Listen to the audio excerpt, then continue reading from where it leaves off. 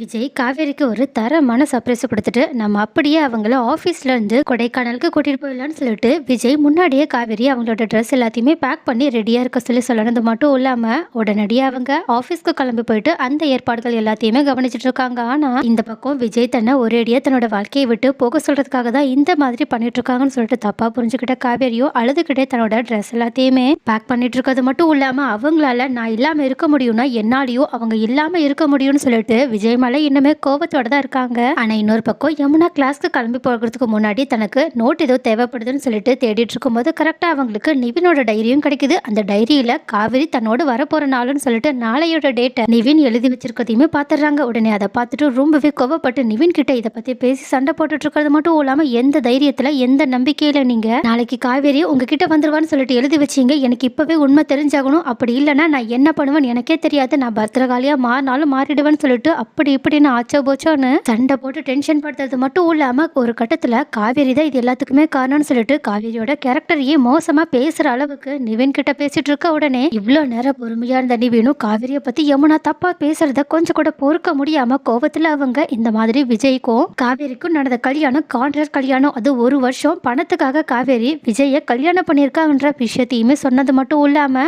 இதுல காவேரி மேல எந்த தப்பும் இல்லைன்னு சொல்லிடுறாங்க. ஆனாலும் அதுக்கப்புறமா ரெண்டு பேருமே இப்போ காதலிக்க ஆரம்பிச்சிட்டாங்கன்ற விஷயத்த சொல்றதுக்கு முன்னாடியே அறகுறையா கேட்ட யமுனாவோ இன்னுமே செம்ம கோபத்தோட உடனடியா அங்கிருந்து கிளம்பி போறாங்க. அப்போ இதை பார்த்துட்டு பதறி போன நிவினும் உடனடியே அவங்களோட பின்னாடியே போக பார்க்க அப்ப கரெக்டா அங்க வந்து அவங்களோட அம்மாவும் ஏதோ நிவினும் யமுனாவும் சண்டை போட்டு பிரிஞ்சு போறாங்கன்னு சொல்லிட்டு நினைச்சுக்கிட்டு நிவினை தடுத்து நிறுத்தினது மட்டும் இல்லாம அவங்கள யமுனா பின்னாடி போகவே விடல. அதனால நிவினும் என்ன பண்றதுன்னே தெரியாம இருக்கிறது மட்டும் இல்லாம உடனடியா நம்ம இதை பத்தி விஜய் கிட்ட சொல்லியாகணும்னு சொல்லிட்டு விஜய்க்கு கால் பண்ண ட்ரை பண்ணிட்டு இருக்காங்க. ஆனா இந்த பக்கம் ஆபீஸ்ல ரொம்பவே பிஸியா இருக்க விஜய்க்கும் அந்த ஃபோன் கால் அட்டன் பண்ண டைமே கிடைக்க மாட்டேங்குது. ஆனா இந்த பக்கம் யமுனா செம்ம கடுப்போட இந்த விஷயத்த நம்ம கங்கா கிட்ட சொல்லலாம்னு சொல்லிட்டு உடனடியாக அவங்க கங்காவோட கடைக்கு போனா அங்க ஆனா நடக்கிற விஷயம் எதுவுமே தெரியாத காவேரியோட அம்மாவும் காவேரியோட கல்யாண நாளுக்காக பிளவுஸ் எல்லாத்தையுமே சந்தோஷமா ஸ்டிச் பண்ணிட்டு இருக்காங்க. அப்ப இதை பார்த்த யமுனாவும் செம்ம கடுப்போட அவங்க ஸ்டிச் பண்ணிட்டு இருந்த பிளவுஸை தூக்கி போட்டது மட்டும் இல்லாம நாளைக்கு காவேரிக்கு கல்யாண நாளுன்னு சொல்லிட்டு நீ சந்தோஷமா இருக்க, நான் அவளோட வாழ்க்கை நாளையோட முடிய போகுதுன்ற பயத்திலையும் பதட்டத்திலையும் இங்க வந்திருக்கேன்னு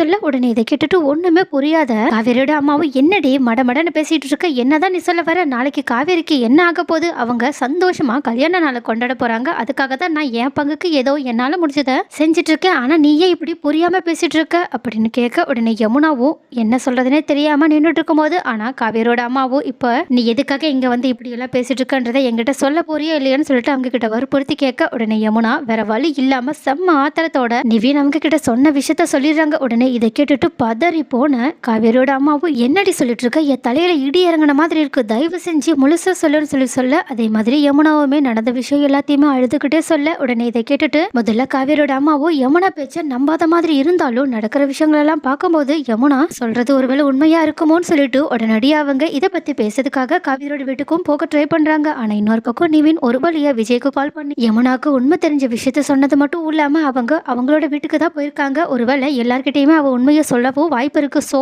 நீங்க சீக்கிரமா அவங்களோட வீட்டுக்கு போயிட்டு நடக்கிற விஷயத்த கிளியர் பண்றதா நல்லதுன்னு நினைக்கிறேன், இல்லைன்னா இது ரொம்ப பெரிய பிரச்சனையாக வாய்ப்பு இருக்குன்னு சொல்லிட்டு அவங்கள கரெக்டான நேரத்துல எச்சரிக்கை பண்ண உடனே இதை கேட்டுட்டு பார்த்துட்டு போன விஜயோ முதல்ல நிவனுக்கு தேங்க்ஸ் சொல்லிட்டு உடனடியாக அவங்க காவேரியோட வீட்டுக்கு போயிட்டு இருக்காங்க. ஆனா அதுக்கு முன்னாடியே காவேரியோட நிலைமை எப்படி இருக்கு, உண்மையாவே யமுனா சொல்றது உண்மையான்னு சொல்லிட்டு தெரிஞ்சுக்கிறதுக்காக யமுனா காவேரியோட அம்மான்னு சொல்லிட்டு ரெண்டு பேருமே பதட்டமா காவேரியை பார்க்க அவங்களோட வீட்டுக்கு போனது மட்டும் இல்லாம அவங்களோட ரூம்ல தேடி பாக்குறாங்க. ஆனா அங்க பார்த்தா காவேரி அங்க இல்லவே இல்லை. சோ அவங்க ரொம்பவே பதட்டப்பட்டு இருக்கும்போது கரெக்டா அங்க வந்த தாத்தாவோ பாட்டியும் என்ன விஷயம் சொல்லிட்டு கேட்க உடனே காவேரியோட அம்மா அழுதுகிட்டே யமுனா அவங்க கிட்ட சொன்ன விஷயத்த சொல்லிட்டு இது உண்மையான்னு சொல்லிட்டு கேட்க உடனே இந்த உண்மையை தெரிஞ்சுக்கிட்ட உடனேயே காவேரியோட அம்மா எந்த அளவுக்கு வருத்தப்படுறாங்கன்றத புரிஞ்சுக்கிட்ட தாத்தாவோ முதல்ல அது உண்மைன்னு சொல்லிட்டு சொன்னது மட்டும் இல்லாம ஆனா அது எதுவுமே நடக்க போறது இல்ல, விஜய் அந்த கான்ட்ராக்டை கேன்சல் பண்ண போறான்ற விஷயத்தையும் சொல்றாங்க. அதுக்கும் மேல நாளைக்கு அவங்க ரெண்டு பேருமே சேர்ந்து சந்தோஷமா ஒரு இடத்துக்குமே போக போறாங்க, நாளையோட எல்லா பிரச்சனையுமே முடிஞ்சிடும் சொல்றாங்க. ஆனா காவேரியோட அம்மாவோ இந்த கான்ட்ராக்ட் விஷயத்தால மனதளவுல ரொம்பவே பாதிக்கப்பட்டது மட்டும் இல்லாம காவேரியோட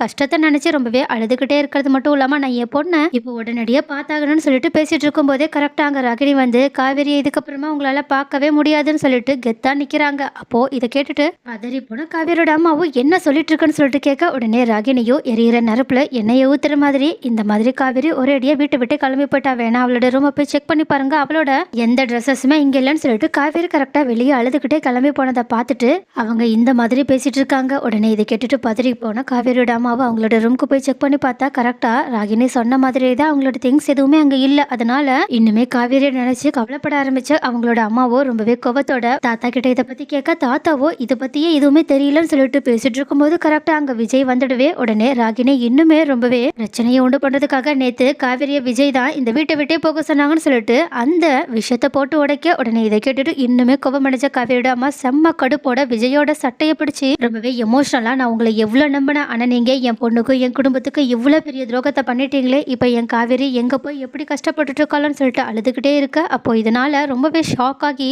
விஜய் தாத்தாவை பார்க்க தாத்தாவோ எல்லாமே கைமீறி போயிடுச்சு விஜய்ன்னு சொல்லிட்டு கண் கலங்கிக்கிட்டே அவங்கள பார்த்துட்டு இருக்காங்க. பாட்டியும் பதட்டத்தோட நின்றுட்டு இருக்காங்க.